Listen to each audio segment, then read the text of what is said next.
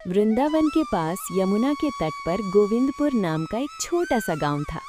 उसी गांव में भगवान श्याम सुंदर का एक प्राचीन मंदिर था। ये वही मंदिर था जहां वर्षों से लोग अपने दुख, पीड़ा और आंसू लेकर आते और खाली हाथ कभी नहीं लौटते थे।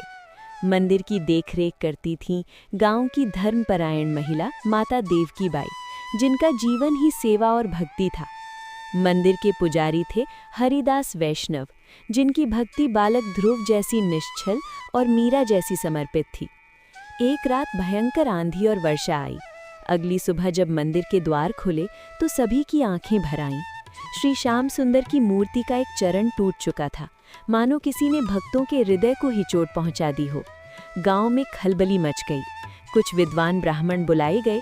उन्होंने शास्त्रों का हवाला देते हुए कहा, टूटी हुई मूर्ति की पूजा निषिद्ध है, इसे हटाकर नई मूर्ति स्थापित करनी चाहिए, यही धर्म है।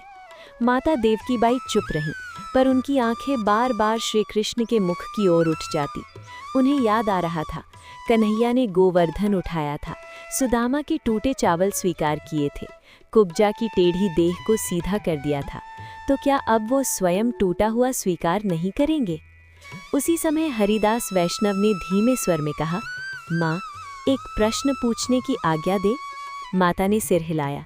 हरिदास बोले, माँ, यदि आपका बेटा बीमार पड़े तो क्या आप उसे छोड़ देती हैं या और प्रेम से उसकी सेवा करती हैं? तो ये मूर्ति नहीं टूटी माँ, ये तो हमारे धैर्य और हमारी श्रद्धा की परीक्षा है। माता देवकी बाई की आंखों से आंसू बह निकले। माता ने कांपती आवाज में पूछा, लेकिन चरण कैसे ठीक होगा वत्स? हरिदास ने हाथ जोड़कर कहा, माँ, बचपन से मैंने मूर्तियाँ गढ़ी हैं। यदि सुदामा का मित्र इतना कर सकता है तो एक भक्त अपने प्रभु के लिए ये सेवा क्यों न करे? उस दिन पूरे गांव ने देखा, हरिदास मूर्ति को ऐसे थामे हुए थे जैसे कोई पिता अपने घायल बालक को गोद में उठाता है। हर स्पर्श में मंत्र था, हर आंसू में भक्ति थी। कुछ दिनों बाद मूर्ति पुनः स्थापित हुई, लेकिन अब वो केवल पत्थर नहीं थी, वो भरोसे, प्रेम और विश्वास की सजीव प्रतिमा बन चुकी थी।